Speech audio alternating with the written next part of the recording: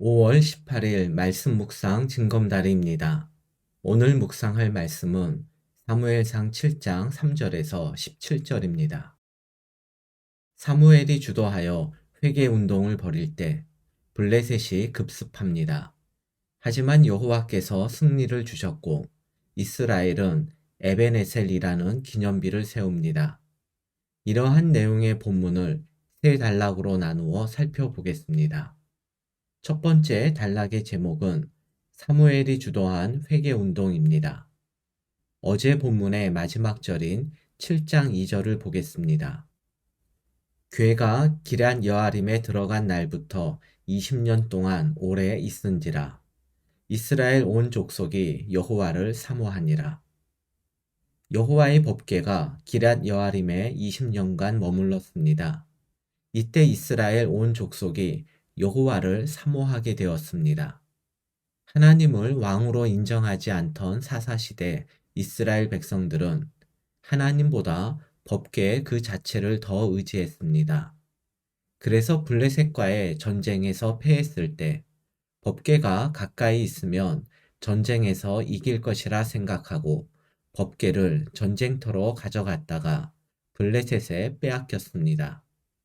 이러하던 이스라엘이 어떻게 법궤가 아니라 여호와를 사모하게 되었을까요?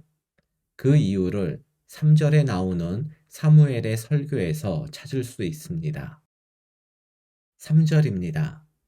사무엘이 이스라엘 온 족속에게 말하여 이르되 만일 너희가 전심으로 여호와께 돌아오려거든 이방 신들과 아스다롯을 너희 중에서 제거하고 너희 마음을 여호와께로 향하여 그만을 섬기라. 그리하면 너희를 블레셋 사람의 손에서 건져내시리라. 사무엘은 백성들에게 이방 신들, 다시 말해서 바알들과 아스다롯을 제거하고 마음을 여호와께로 향하여 여호와만 섬길 때 하나님과의 관계를 회복할 수 있다고 선포했습니다. 사무엘은 법궤가 이스라엘로 돌아온 후 지속적으로 말씀을 전했는데 3절은 사무엘이 선포한 설교의 핵심 내용입니다. 이러한 사무엘 설교에 대한 이스라엘의 반응이 4절에 나옵니다. 이에 이스라엘 자손이 바알들과 아스다롯을 제거하고 여호와만 섬기니라. 이스라엘은 사무엘의 권면에 따라서 바알들과 아스다롯을 제거하고 여호와만 섬기게 되었습니다. 2절에 여호와를 사모하다란 말씀 다음에 3절에 사무엘의 설교가 나오고 4절에서 이스라엘이 여호와를 섬겼다는 말씀이 연이어 나옵니다. 이것은 여호와를 사모하는 것을 풀어 설명하면 우상을 제거하고 전심으로 여호와를 섬기는 것이란 뜻입니다. 그리고 이스라엘이 법궤가 아니라 여호와 하나님을 사모하여 여호와만 섬기게 된 것은 20년간 지속된 사무엘의 말씀 사역의 결과라 할 수 있습니다. 즉 이스라엘이 다시 신앙의 길로 돌이키게 된 것은 이적을 경험해서가 아니라 하나님의 말씀을 들었기 때문입니다. 그래서 우리는 무엇보다 하나님 말씀을 가까이 해야 하고 당장 눈앞에 열매가 보이지 않아도 하나님 말씀을 전하고 나누는 일을 소홀히 해서는 안 됩니다. 5절과 6절입니다. 사무엘이 이르되 온 이스라엘은 미스바로 모이라. 내가 너희를 위하여 여호와께 기도하리라 하매 그들이 미스바에 모여 물을 길어 여호와 앞에 붓고 그날 종일 금식하고 거기에서 이르되 우리가 여호와께 범죄하였나이다 하니라. 사무엘이 미스바에서 이스라엘 자손을 다스리니라. 사무엘은 여호와를 사모하고 섬기기 시작한 이스라엘을 미스바로 불러 회개 의식을 거행했습니다. 먼저 물을 길어 여호와 앞에 부었는데 이것은 전적인 헌신을 의미하고 이어서 금식하며 자신들의 죄를 고백했습니다. 이러한 미스바 집회를 통해 하나님을 사모하고 섬기는 것의 핵심이 무엇인지 알 수 있는데 그것은 전적인 헌신과 철저한 회개입니다. 두 번째 단락의 제목은 블레셋과의 전쟁입니다. 이스라엘이 미스바에 모였다는 것을 들은 블레셋이 이스라엘을 침략했습니다. 8절입니다. 이스라엘 자손이 사무엘에게 이르되 당신은 우리를 위하여 우리 하나님 여호와께 쉬지 말고 부르짖어 우리를 블레셋 사람들의 손에서 구원하시게 하소서. 이스라엘은 여전히 블레셋을 두려워했습니다. 그러나 이번에는 법궤를 가져오지 않고 사무엘에게 기도를 부탁합니다.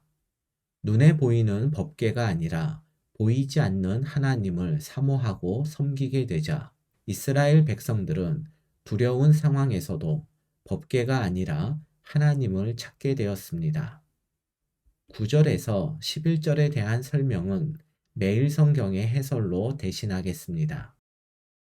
사무엘이 번제를 드리며 부르짖어 구원을 간청하자 하나님께서 큰 우레를 발하여 블레셋을 어지럽게 하여 이스라엘 앞에서 패하게 하십니다. 이스라엘이 하나님을 이용하려 할 때는 패했지만 하나님을 의지하자 주님께서 블레셋을 패하게 하셨습니다.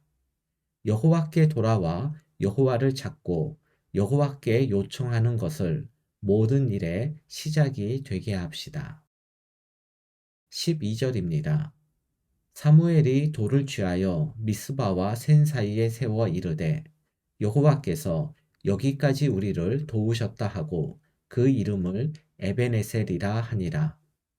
싸움에서 승리한 사무엘은 돌을 취하여 미스바와 센 사이에 세우고 그 돌을 에베네셀이라 불렀습니다. 이것은 도움의 돌이란 뜻으로 여호와께서 여기까지 우리를 도우셨다는 고백입니다. 여기까지 도우신 하나님께서 앞으로도 계속 이스라엘을 도와 승리케 하실까요? 이 질문에 대한 답을 13절과 14절에서 찾을 수 있습니다.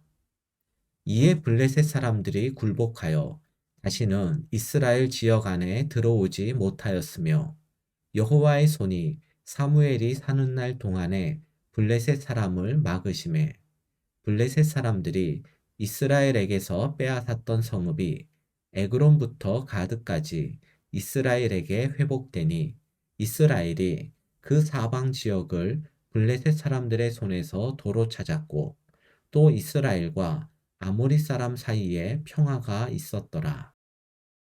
사무엘이 사는 날 동안에는 여호와의 손이 블레셋을 막으시고 블레셋에 빼앗겼던 영토를 회복하고 가나안에서 평화를 누리게 되었습니다.